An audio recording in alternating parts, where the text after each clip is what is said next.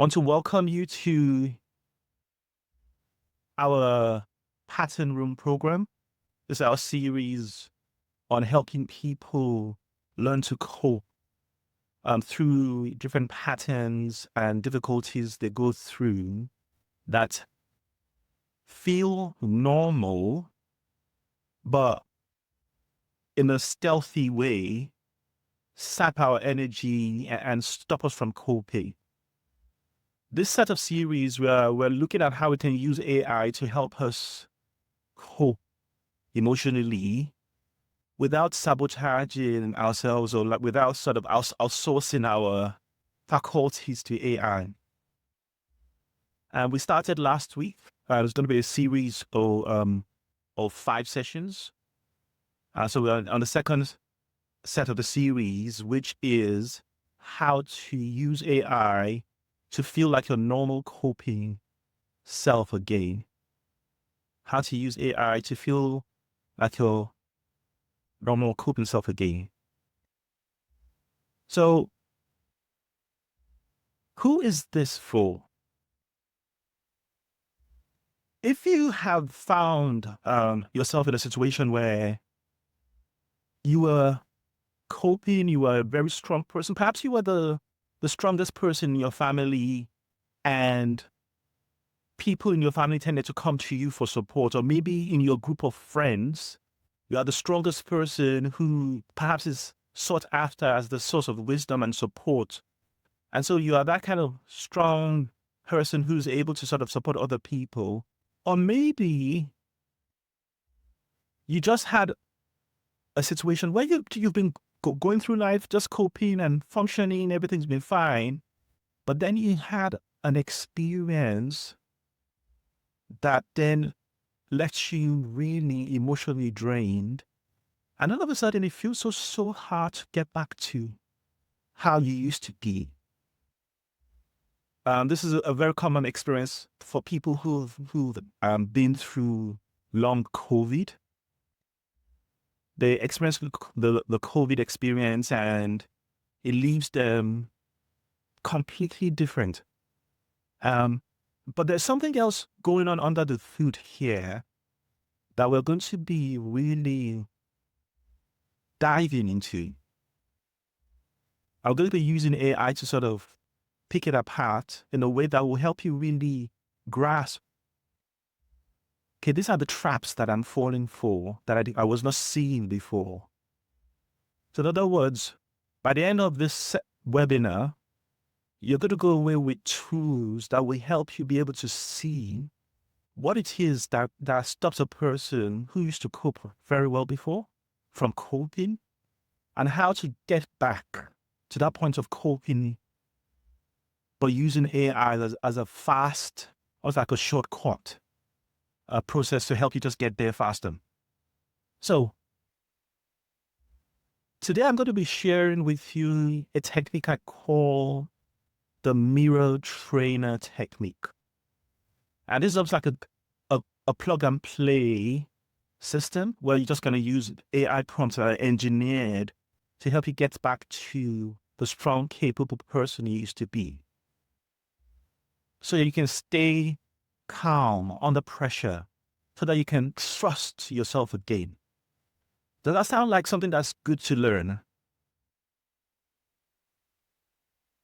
Definitely, because my experience with the job I had previously is when I just broke when I went for this stress is so overwhelming. Well, and I think something like this and all the other ways of coping that you showed us, if I had those and I would put them into place, I think I would have managed myself better. I was off for a whole year and I had to do what happened down the drum. And I just think, if I had these tools that you're sharing now, I would have been able to put a whole lot better.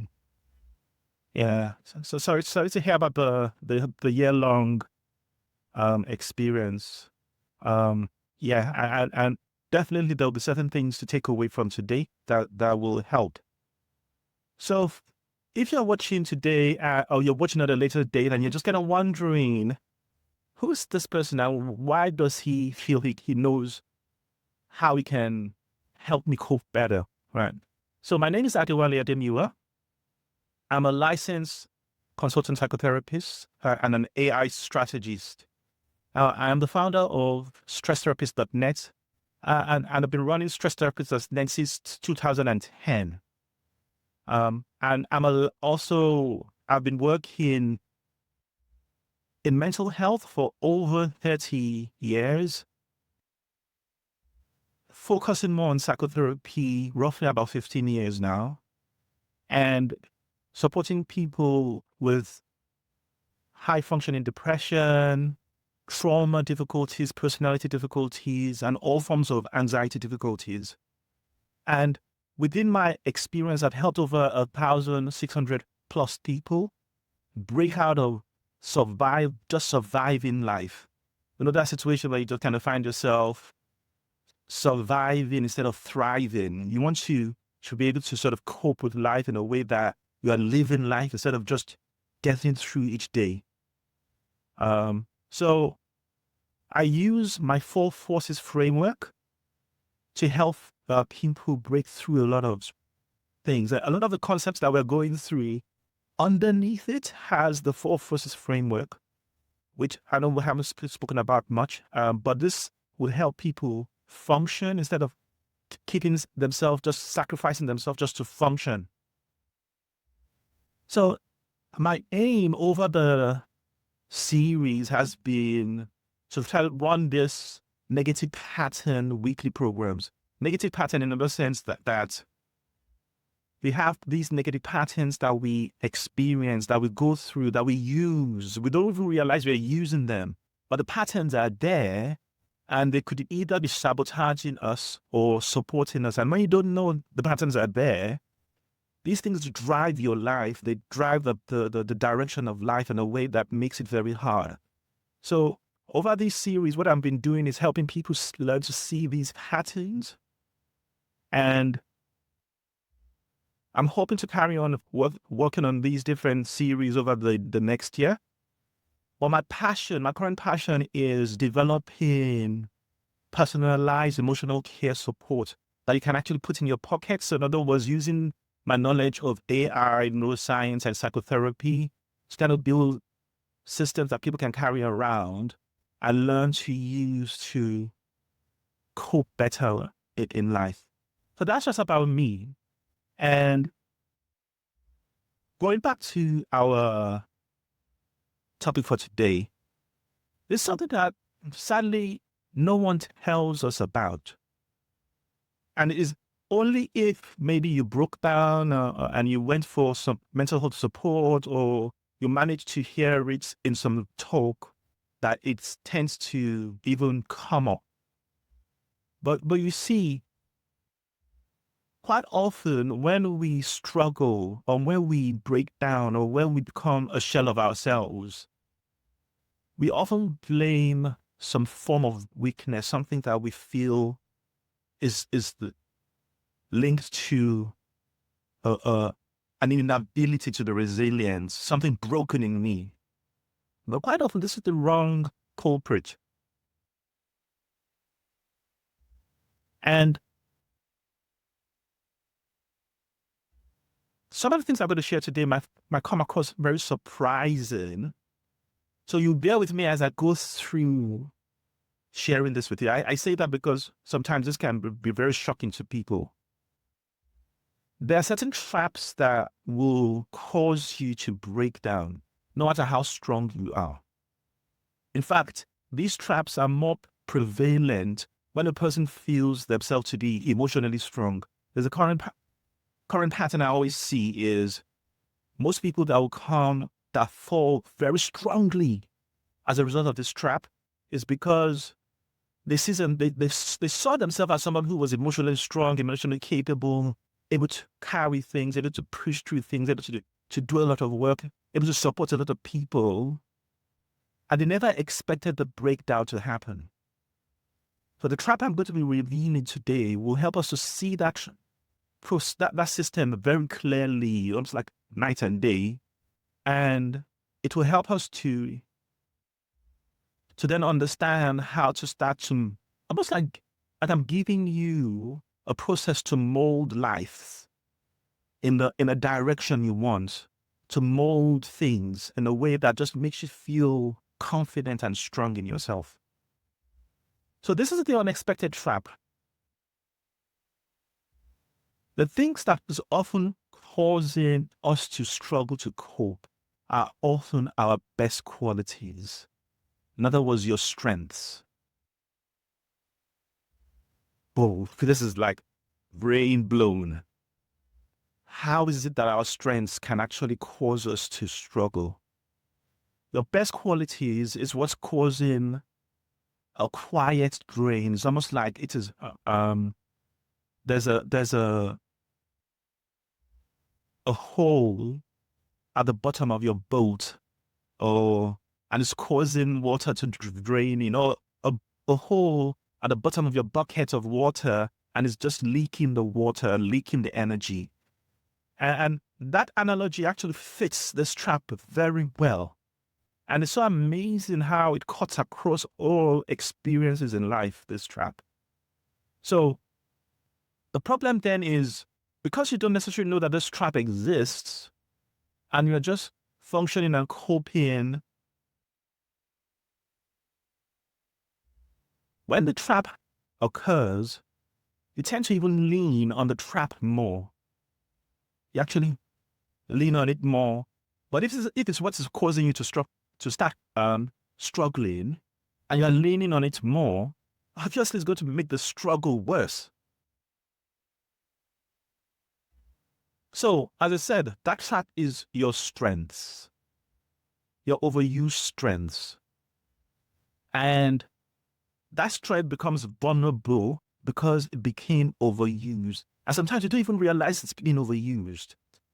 A way you can notice if it's been overused is if people start to ascribe your character traits to some degree by that strength. So you've ever heard somebody who uses the term, he's kind to a fault. And quite often people would have started to consider, okay, this is just who I am. I wear my heart on my sleeve. Or I enjoy work so much. I really love keeping busy. Or I have very strong work ethics. All right. All these things sound good, but hidden within them, there are actually character traits that have been woven by these strengths that I'm kind of hinting on. So, what are we saying? The same strengths becomes a trap that actually starts to break you down. And break you down in a way that you just totally not expect at all. So let's do a quick exercise so that this can land better. On my screen, I've got a number of strengths. I've got kindness, I've got confidence, I've got persistence, I've got principled, I've got organized. Are these good qualities? Can I just hear what people say first? Yes or no? Yes, they are. Okay, I only hear Abigail. Thanks, Abigail. Anybody else? Yes, definitely. Yes, they're good qualities. Now, how could these things be weaknesses?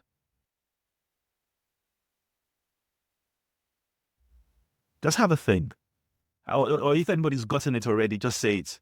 Yeah. I think if these things are making people abuse you, then they become a weakness. For example, if your kindness has been taken advantage of, and people are just doing it because they know you're kind and you're going to continue to be kind, then that becomes an abuse. Yes. So if you're kind, let's say you are kind and you've not even been abused. So that's true, Abigail, definitely, because what happens with kindness is that you don't recognize it, that you actually attract people who are kind of be abusive too. So definitely that's very true. But there's another element to kindness. For example, when a person is very kind, there's a tendency to not necessarily realize that they are neglecting themselves in the show of kindness to others. So you go to work and you're perhaps kind to your colleagues at work, and people give you things to do, you say yes, and you do it all meaning well, because this gives you pleasure, gives you a feeling of just so sense of purpose, right?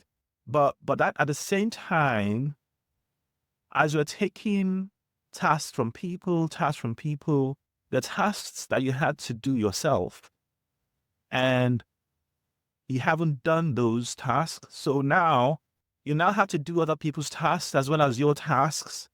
And now you're now starting to get overloaded. Abigail, I see you raise your hand. Yes. Abigail, you raise your hand. Use my confidence. Yeah, if I was going to use myself as an example, I remember for years in nursing, I didn't know how to say no without saying no, because obviously you can't say no. It's not your job, but you can say no without saying no. And how you say, feel so overwhelmed, like someone else would be in charge of the ward, would be like a band 6, but I would be the band 5, being saying, oh, Abigail, what about this or what about that? And I, at the time, I did it as, okay, I've got the knowledge I'm sharing, but it wasn't that. I found that eventually is it burns you out if you don't know how to say no without saying no, or to say it's not your job without saying actual it's not my job. Exactly. So I think, yes, I agree. Kindness can be a weakness, even though it is strength. It Yes. can become a weakness when you don't know how to. Sorry, your last word got cut off when you don't know how to. What did you say? When you don't know how to say no Right, okay. without using the word no, you could say, yes. you could say no without saying the word no, is what I'm trying to say. Exactly. So you're so right, definitely.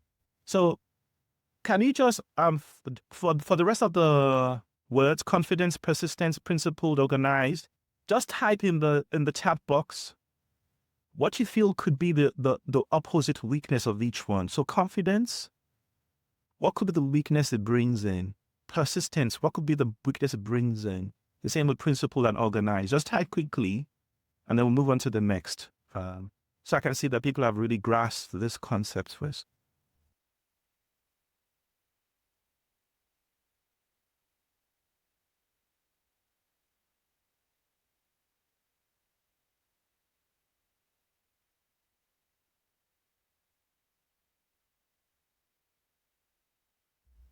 Anybody could type in.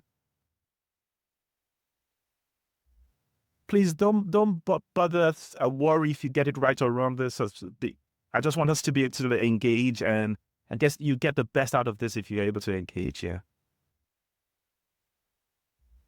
Or is it that I'm not seeing the messages? Okay.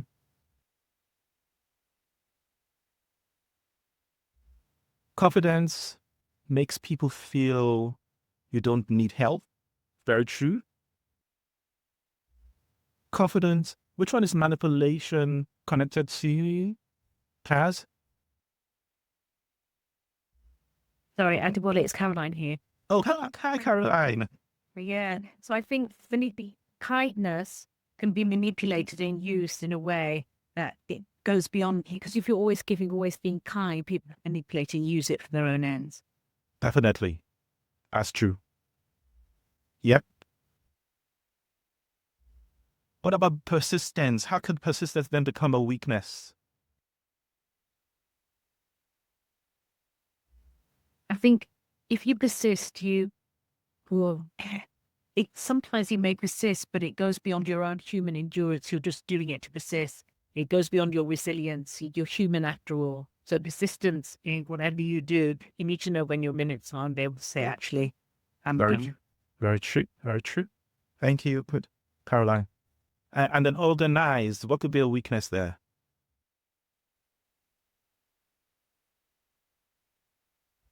Well, I think I'm a very organized person, because I think when things are not organized, my brains feel chaotic as well. And I would have like other people come in my office and say, do you do what? And look, the desk is too organized. And I have to constantly say, well, look, if it's chaotic, I just feel like my head is chaos as well. Whereas when it's organized, if my head is organized, I do things in an organized manner. So you could get the opposite where people think, oh, hang on, mate, she didn't do any work because her desk looked too clean. All right, thank you. Yes. So just kind of say again, these are not bad things, but the problem becomes when they become so strong that they almost become who we are, and then they start to skew us in a way that we don't even realize that that's happening.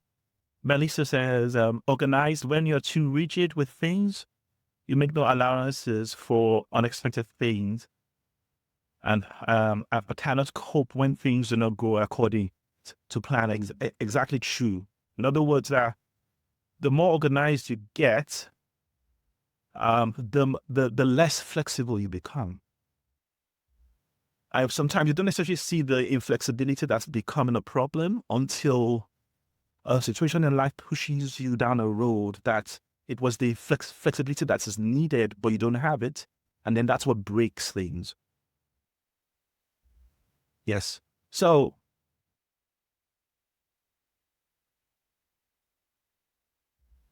just going to use this to quickly talk through a case that I had with a client who had been struggling and then had to sort of take time off work about 3 months because of this struggle. And the struggle happened as a result of a manager who bullied her. But in this bullying experience, what had happened was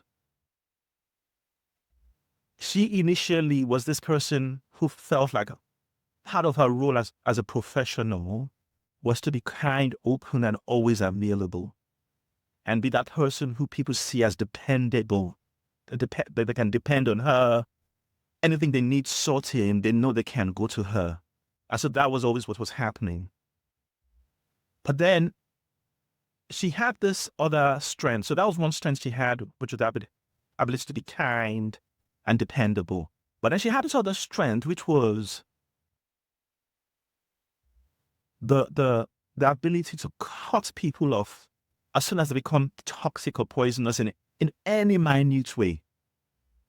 So she would cut her friends off, and there were some friends that maybe she hadn't talked to for 5 years because maybe they looked at her husband in a very funny way and disrespectful way. Just cut them off, right? And on the surface, it would look like these two strengths, the strength of just being kindness, being kind and be dependable, and this strength of cutting people off when they become toxic, it almost looks as if they balance each other out. Except that what happened was she was leaning on the two extremes of this strength. Because in other words, she's supposed to be kind to someone, and she realized that this person is difficult, and then she immediately cuts them off. So she's going completely to the other extreme. But what this did was it created something I called identity confusion eventually. Because when she now came to this situation with this manager that was bullying her, so you have a situation, this manager is above her, can affect her work. She can lose her job because of this manager. So, and this manager is toxic. This manager will be talking over her in meetings, undermining her and doing a lot of things. Now she can't use any of the strategies she had. Her strategy of being kind to a fault, to appease people, appease the managers, she can't use it on this manager, really. She's tried it, but it's not necessarily shifting his toxicity. At the same time, she can't cut him off. But these are the two strengths that she has honed over the years. And the way she told me about these strengths, she didn't even notice these strengths. All she knew was that she's a person that doesn't like stress at all. No, she doesn't like stress. And because she doesn't like stress, she pushes anybody in her life that's going to cause her stress away. And so her life is peaceful and calm. Now, that seems like a positive thing until you realize that actually, if you lived all those years on these two extremes, you never learned to manage a situation where you needed to manage a toxic person. In other words, any job where you have a toxic person that you cannot run away from or cut away from, and you cannot use people pleasing to manage them into you on your side, you are not going to cope. It's going to break you down. Now, I want to just check this story that I just told.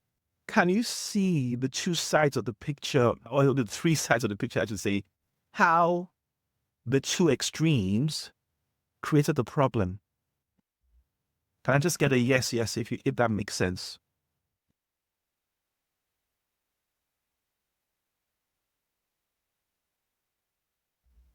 Yes. Yes. Cool. Thank you. Right. So you can see how the identity confusion gets created. And this is something I often hear when people struggle with this feeling of just feeling like they're not themselves again. Is that they don't even know who I am. I don't even know who I am. It's because the ways of coping has fragmented things in such a way that's created this sense of, I've done everything I know I can to cope with these things I'm going through, but nothing is working. But the only reason nothing is working is because you are on the extremes, and it's created the weaknesses that you are seeing that you don't want there.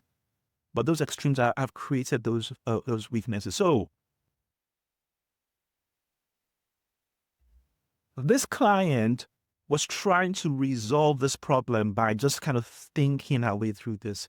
And it's understandable why she would try to think about our way through, because so I've got a manager who's making my life hard. I can't run away from him. I can't cut him out, and I can't be nice to him because he's just not budging. What can I do? How can I deal with this? How can I cope with this? And so it becomes like an overthinking process. But this is a thing that thinking cannot resolve. Thinking cannot resolve it. It would be like trying to think yourself into swimming, learning to swim. So there's a skill deficit that needs to be managed. And this is where AI is going to come in here and show us how we're going to use AI to deal with this problem. So here, two real problems have sort of been surfaced from this. The first problem is that the trait becomes invisible to us. It almost feels like a virtue. And because we've been doing this for years, people stop noticing that it's there. Perhaps we only notice it when somebody mentions it here or there. And the second problem is that the trait needs calibration. Note I'm saying calibration, not getting rid of it. Because quite often the strengths, there are still good things to have. It's just that we don't recognize that there are extremes. Or we don't recognize that even when we drop that extreme, we go to the wrong way, wrong place. Like this client felt like, okay, her kindness is the problem. Her kindness is the problem. She's going to stop being kind. As I counseled her to say, actually, it's not necessarily that kindness is the problem. It's just that the kindness is just being overused. We just need to kind of find a middle better ground. So this brings us to this strategy I call the mirror. You see, Amy, and I missed your points. You said principled and becoming too rigid. In our principles, we may lose the flexibility needed to empty our cup and make space for new understanding. Definitely true. Yes. Okay. So bringing it now to the strategy I call the mirror trainer AI technique. The mirror and trainer AI technique. So the mirror is to help you be able to see the habits extremely clearly. And then the trainer is helping you to calibrate, because how do I know exactly what is right? Like Abigail said earlier on, the no, or how to say no. How can I say no without saying no? There's always seems like there's an elusive middle that I don't know how to even work through. And the thing is that if you are able to find that elusive middle, this is what will bring the balance. And in a very ironic way, this is what will bring the ability to cope and empty the cup that Amy mentioned earlier. I'll actually enter the tab and actually give you more energy to be able to keep and just doing life properly. So the first one, the mirror. Now, I've prepared this to be very interactive program. So I'm going to be sharing some prompts with you now that you're going to use on your devices. So if you can find any kind of AI systems you use, preferably ChatGPT or Claude. I tend to move away from Google's Gemini because it's not so great in a lot of things. So ChatGPT or Claude, if you can open it in your apps and just give me a thumbs up to say you've opened it, because the experience you have doing this will actually make it sink in better. So I just need some thumbs up and then I'll carry on.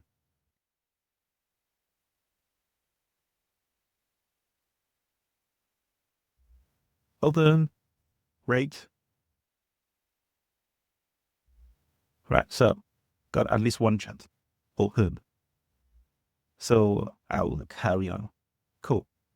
Right, so the first strategy, the mirror part. Here's the mirror part here. Feel free to take a screenshot of this as well if you want, but I will be sharing the text for you, Siri. So what are we doing with this? First of all, we want to seed the context. And the reason we're seeding the context, because with AI, you can think of AI as this extremely knowledgeable person who's got so much knowledge that it struggles to figure out which of the knowledge will it pull from to answer a question. So we want to sort of force it down a particular place before we even start. And that is to help the AI unearth this context of how a strength can become a weakness. So you seed the AI, first of all, with this context. Can you tell me your understanding of how a strength can become a weakness or something in that frame? And then you ask the AI that it should now, I'm just use this one. And I'm going to actually send you the text now, actually, before I carry on. So the first text. So this is the seeding the text, seeding the context, and then getting the mirror text. So I would like you to take the first one, it is just seeding the context first of all, and just paste that into ChatGPT or Claude, whichever one you're using, just to seed the context, and just maybe just copy and paste what your AI is saying about this concept of strengths becoming weakness if overused. Just paste that in so I can see that you're on the same place with me.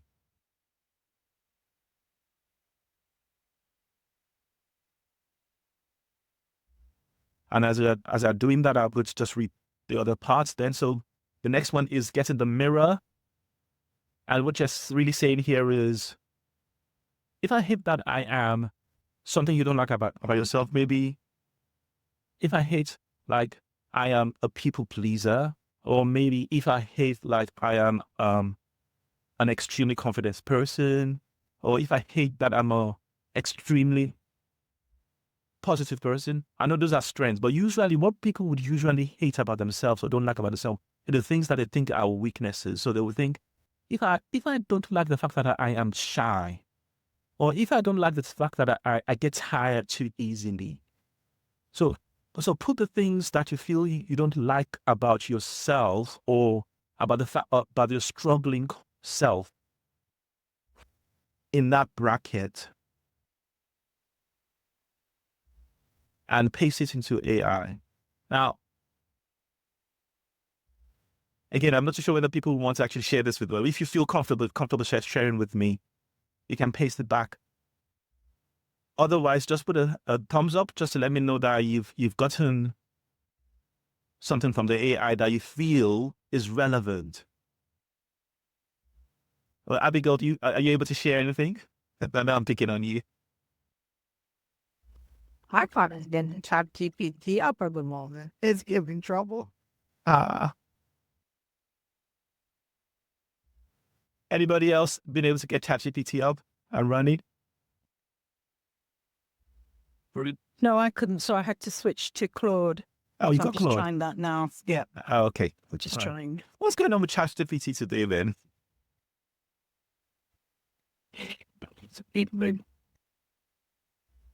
Sorry? Somebody said something? No, out of just background.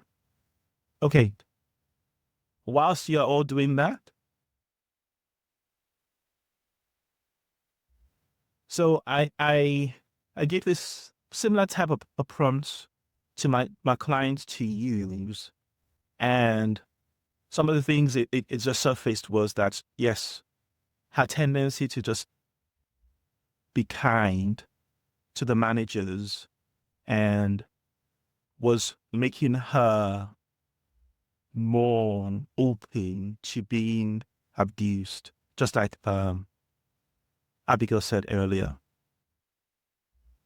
Any successes on opening the AI at all?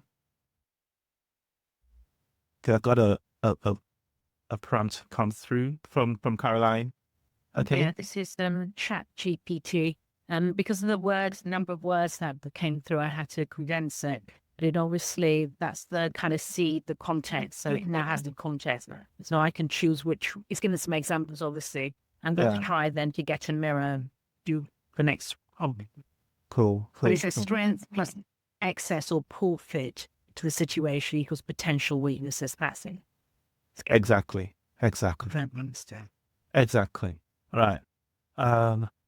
So thanks, Caroline. Amen. Did the first question only the seed context? Strengths are helpful within balance, but when overused, they can lose flexibility and become limiting. The same quality that supports us in one context can create problems in another if applied too rigidly or without awareness.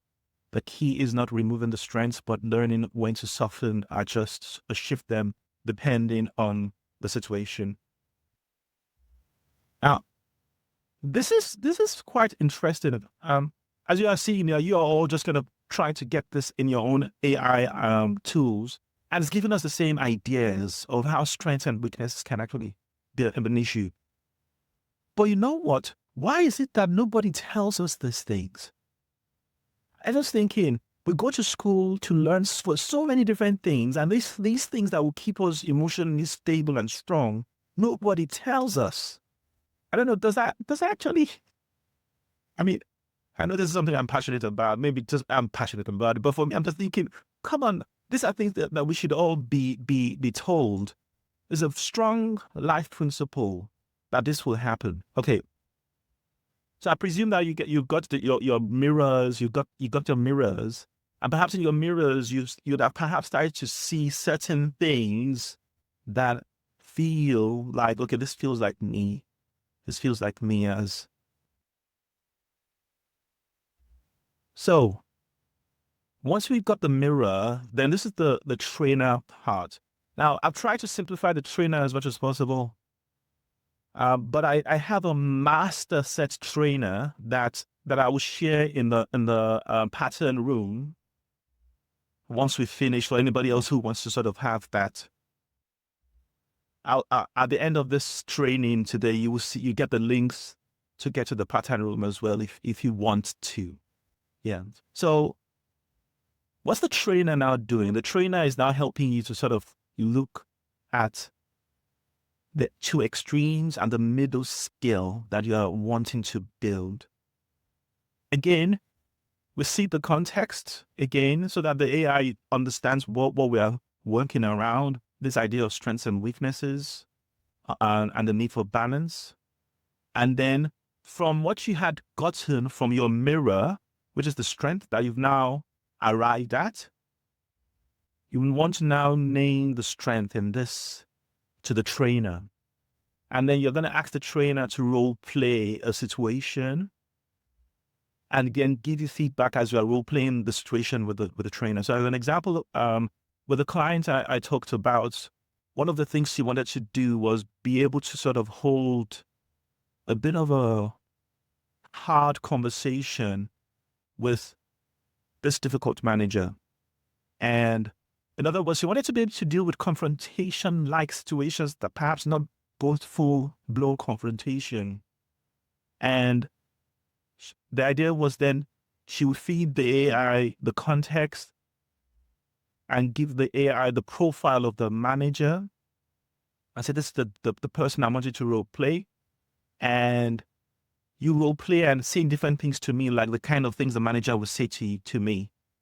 And then I'll reply. So one of the things that the AI said to her was that she's tending to use too much please in her replies, or too much I'm sorry in her replies. Which is ironic because you think that she's working with the AI, but as you get into that role play, you start to actually fall into the patterns you're using. And she starts to see clear, black and white on the screen.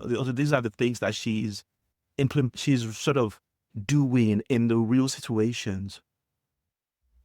So this gives two advantages. One advantage is that usually these behaviors that we're trying to change, we don't have clear, safe spaces to practice them. In other words, if you want to develop a new skill, a new pattern, a new habit, you want to be able to practice it over and over and over again. But a situation where the skill requires you to deal with confrontation, you can't be practicing with a real person that's causing you pain and problem. No.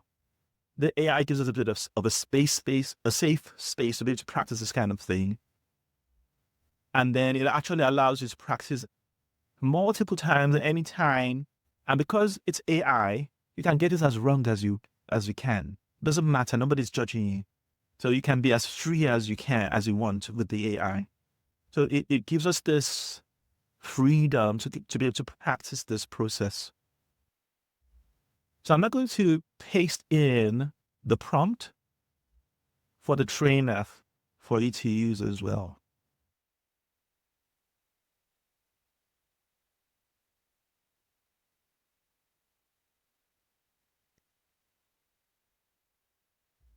So that's the prompt. I'd advise you to try and do this as I'm talking here, so you can see how it's working. And then if you have any questions, you can actually ask any questions you have during the webinar today. So it's an opportunity for you to be able to iron out any wrinkles before we wrap up. So as you are doing this, watch out for any middle ground that sort of makes you feel uncomfortable. What do I mean by that? I had a client who was very adamant that she would never be someone who feels sorry for herself. She's very adamant about that. And the reason she was adamant about this was her mom was someone who just liked to,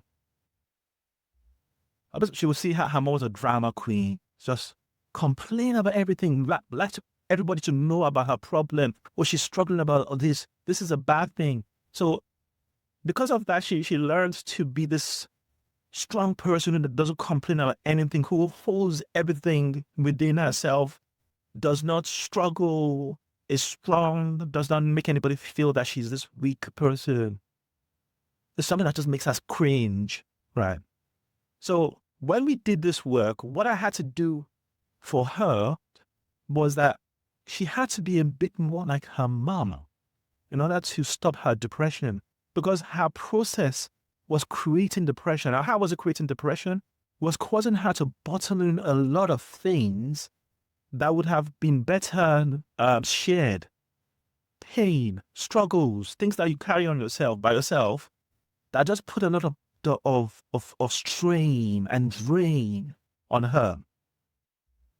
So in her mind, what she thought was me asking her to be like exactly like her mom. And I said, you understand that going 5%, at the moment you are maybe, if you were to put like a continuum, your mom is at 100% positive, what is the word? Someone who just loves to cry about their pain. I just can't remember the phrase right now.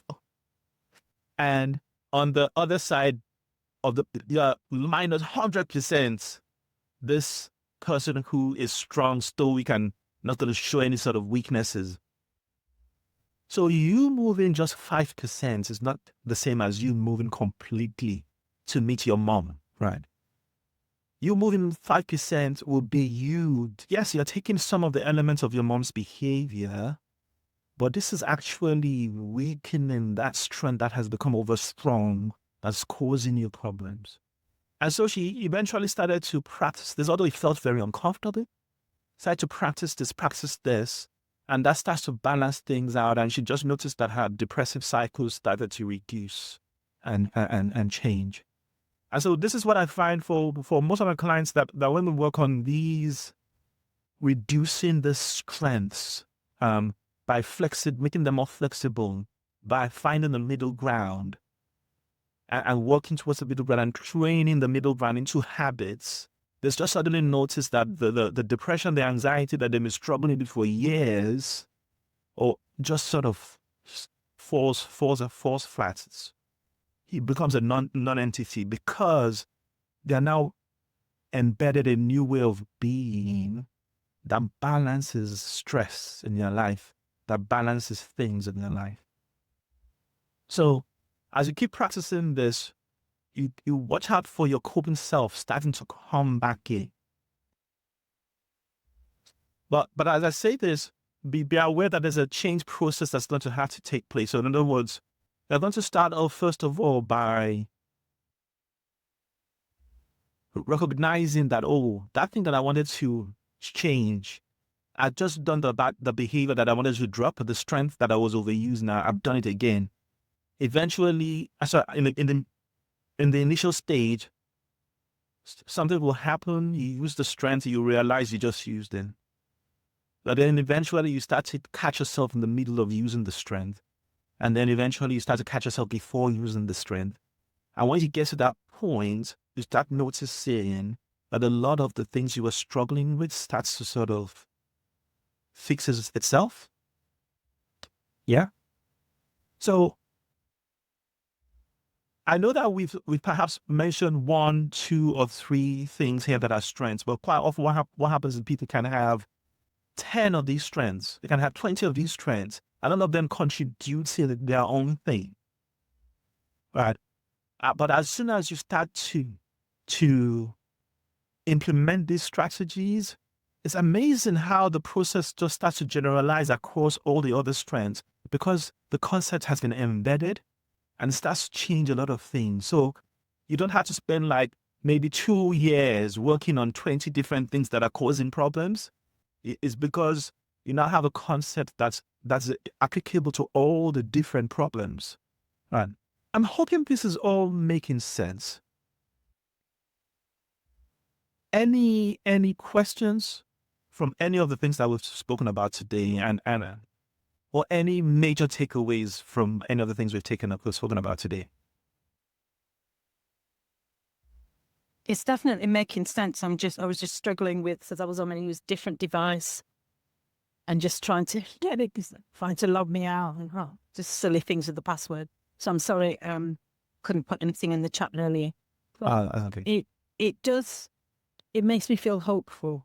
Great stuff. Glad to hear that. And glad to hear that. Mara. So like I said, we have the pattern room, which is a community that I'm trying to put together. I'm trying to sort of start and get it all rolling. And the idea is that the pattern room is a space for us to come I started learning new, better patterns for living life in a way that it actually helps life feel enjoyable, as opposed to life feeling like you're just surviving.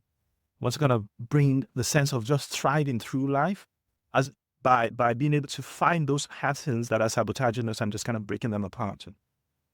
So if you have not joined the pattern room yet, you can either just text me your mobile number.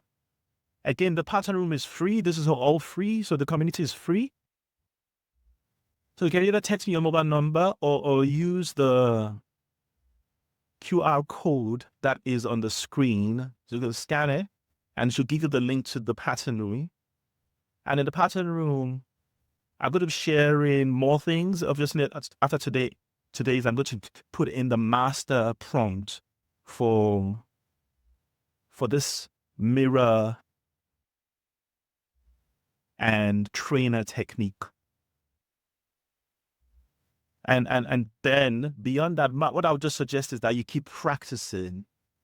The more you practice, again, as I said, it's about becoming habitual. So you're making this new way of being become habitual. Once it becomes habitual, you start noticing that a lot of the stressful emotions, all those difficult emotions will start to kind of fall apart. And you start finding yourself feel stronger again. So that brings us to the end of the workshop. Want to thank you all for being a wonderful audience today. For hearing the time and experience of that. And it's always a facility. And it's free. And it's free. Yes. We got it starting to feel like the niceness is ethically too good to be true, but we know too good. Yes, it's free. It's getting free. So the pattern room is free. And please, I would really want people to join and ask questions. Any questions you feel that you want answered, or if you have topics you like me to sort of touch on as part of these Sunday talks, you can also put your pointers there in the chat room. And yes, Amen. Thank you for coming, and I appreciate you as well. Amen has been, I think maybe it was 2010. We were in the AI group together. So Amen bought one of my AI products, and it's great to see you with us here today. Yes. So want to wish you all a good week ahead. And we've got another wonderful one coming next Sunday.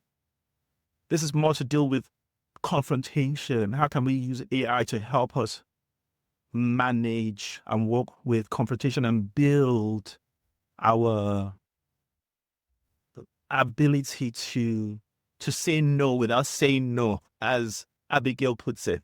Yeah. So thank you all, and wishing you all a good weekend, a week ahead. Okay. Bye. Thank you. You're welcome. Have a bright God bless. Yeah. Oh, sorry, I forgot to say, I missed last week's.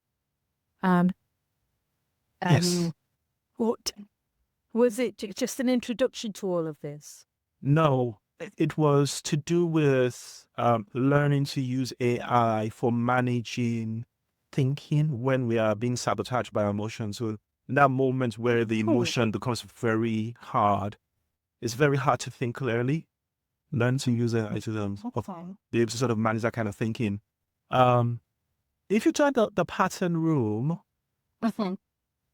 I make the links available to the recordings, to the replay in the pattern room. Yeah. Okay. Thank you. You're Well, I've welcome. sent you my number. Because I'm struggling with in the chat. It's in the chat. It's a private message. Yeah. Private I've message. sent you a message. Yeah. All right. Okay. Cool. Thank you. You're welcome.